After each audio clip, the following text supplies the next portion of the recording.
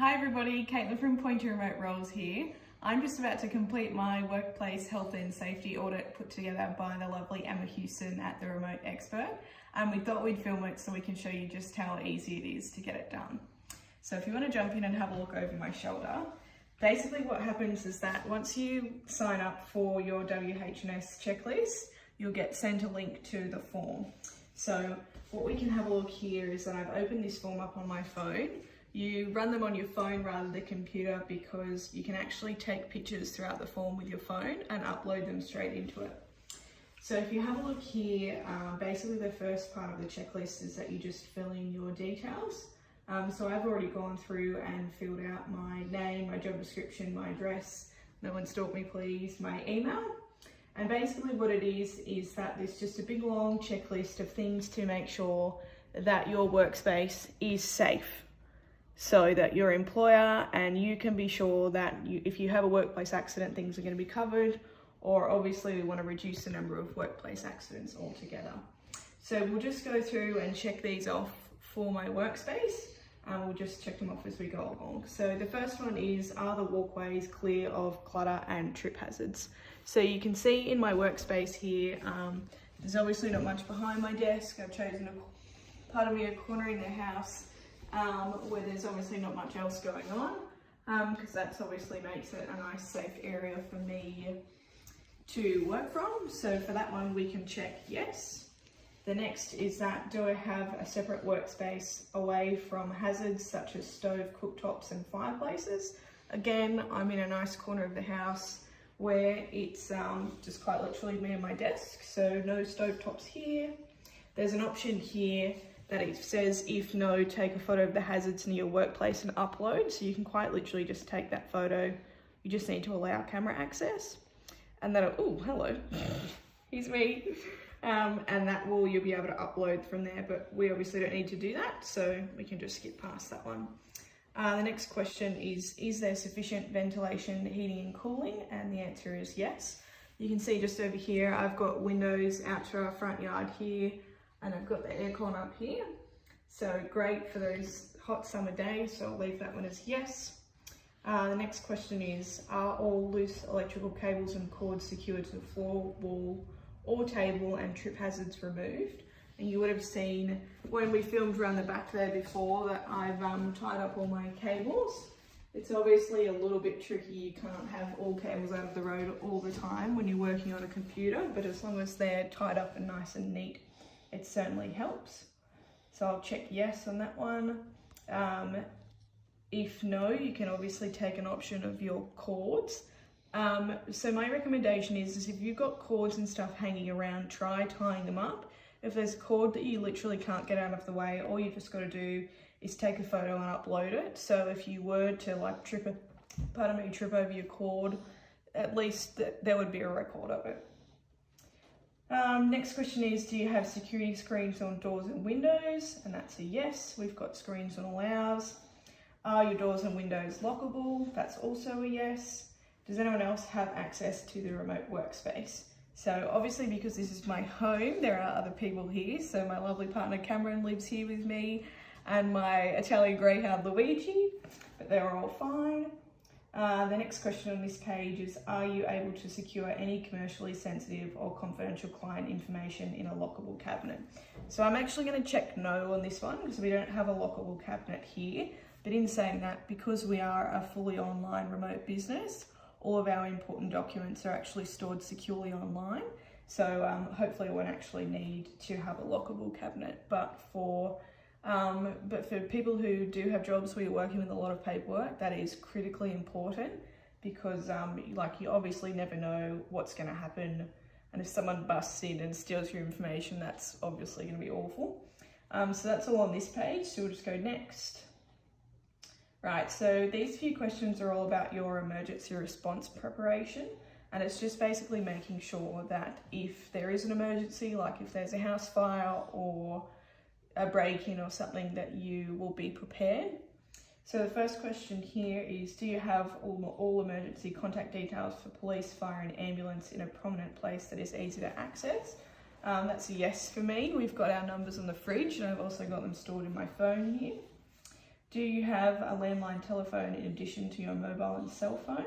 I'm actually going to check no here because we don't have a landline in our house. We just have our cell phones. Do we have at least one working smoke alarm installed at each level of the remote workspace? I'm going to check yes on that one. Our smoke alarm's just over here in the top of the room. Do we have a well-stocked and complete first aid kit at your remote workspace? I'm going to mark no here. We went for a look for our first aid kit and it's actually out of date, so we're going to have to update that, and then I'll have to fix up my WHS when we've got that updated. Do you have a clear exit pass from your remote workspace to the outside of the premises in case of a fire? I'm checking yes, because we've got one door just here and we've got another door just out onto the veranda.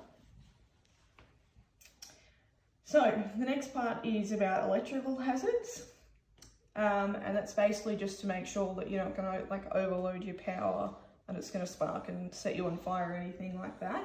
So the first question is, does your remote workspace have an overloaded power board or extension lead? We can check no. Yes. No, it doesn't. Does your remote workspace have a circuit breaker in place for all electrical equipment used in the remote workspace? Yes, we do. Is the equipment in your remote workspace exposed to excessive heat, moisture, dust, vibration, or corrosive substances? Look, no, because like we're inside, and obviously it's not going to be too bad. I've got the aircon just there, that type deal. So just by the nature of my job, I'm not going to be working with like vibration or corrosive substances. So I can obviously check that one as no. So the next part of the assessment is basically confirming that your desk and your workspace is set up to be ergonomic. So there are quite a few things, if you just have a look here, there are quite a few things that we just need to check off. And the first one is that your elbows are above the desk at 90 to 110 degrees.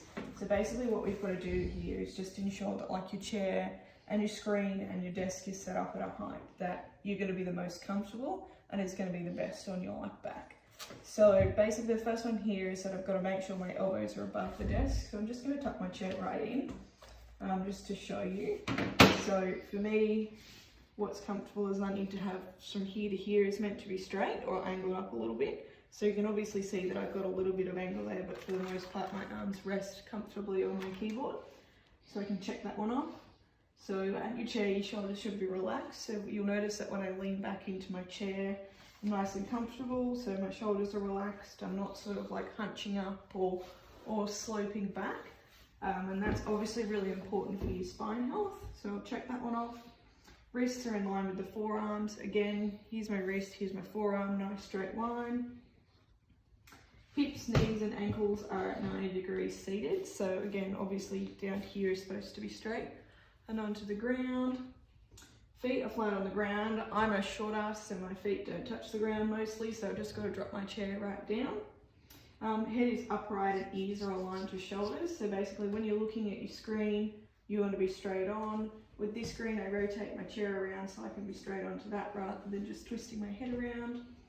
The next one is eyes looking at the top third of your screen. So this is actually really important because you don't want to be looking down on your screen or looking too far up. So if you're in line with your screen, you should be looking at this top part here. That's where you're most comfortable. Just unlock my phone. Seat length provides support beneath the thighs. So obviously again, it helps that I'm short because my legs aren't very long, but obviously you want a seat that's quite long here because then you can tuck yourself back into it. Backrest angled at 90 to 110 degrees with adequate lumbar support. So obviously my chair is nice and upright here. I'm not sort of too far forward or too far back. And the keyboard and mouse are aligned with, so what I'm going to put here is that the G and the H should be in line with your nose. So it's obviously nice and close in front of you. So there's a video at the end here that I've already watched. So just have to check off that you've watched that video. So we just go yes. And after watching the above video, is your workspace ergonomic? Yes, it is. So the next one is that you just have to take pictures of your workplace that are quite literally just like a record to keep on file. And it's just quite literally like a wide angle shot of your office, a photo of your desk and chair, a picture of you sitting at your desk, and then you just have to upload them here, but I'll just check yes and I'll upload them later. And the next one here, it just says, I agree to take regular breaks and stretch to limit the risk of injury to my back, neck and shoulders from overwork. This is massively important, especially for people who work remotely and who work from home. It's so easy to just sort of get stuck into your work and not sort of leave your workspace because obviously you're not getting distracted or you're getting all your work done. But it's super important to get up and have a walk around, keep drinking water. Otherwise, obviously there's some health benefits, but also burnout is really a real thing for remote workers. And that's something that we definitely need to keep an eye on. So the next part here is that it's just the acknowledgement, but this is actually where the form geolocates your workspace. So you're going to get a pop-up here asking if Jotform's allowed to use your location. Just go allow. And then there's just a few things. So you acknowledge that you've completed and complied with each of the checklist items. Yes, I've done that. We declare that all the information is true and correct. Yep. We acknowledge that this checklist will form part of your employment record. Yep. So, and this one here is just to say that like us, we've just moved. So we just need to ensure that if something changes, like we get our first aid kit updated or we move again or whatever, that we will let you guys know. So obviously we can update the records. So we just type yes in here. This one we just need to sign. So this is an electronic signature. So it's quite literally just a strudel in there. So you just sign. And if you're fine with it. So before, when we allowed the location, it's actually picked up my latitude and longitude. So that's geolocated me. Just drop in the time. So it's currently 11:13. Ooh, it's 11:20-ish a.m. And then we just go submit. So that's it. It's literally so easy to do. It's literally taken me 5 or 10 minutes or so. If you want to have a look at running this for yourself, if you just jump onto the Pointer website here, so it's just pointerremoteroles.com.au. If you just head over to Upskill,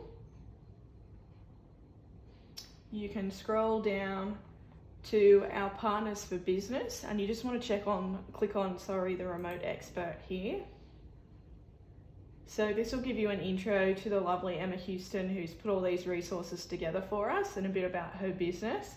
You can have a read through that, but if you just scroll down, there's a few videos of Emma here explaining the bits and pieces, but you'll see there's a few different products. So the Remote Work Handbook is one, the policy is another, and then there's a few different bits and pieces. But if you want to have a look here and get in touch with us. But that's it. Thanks, guys.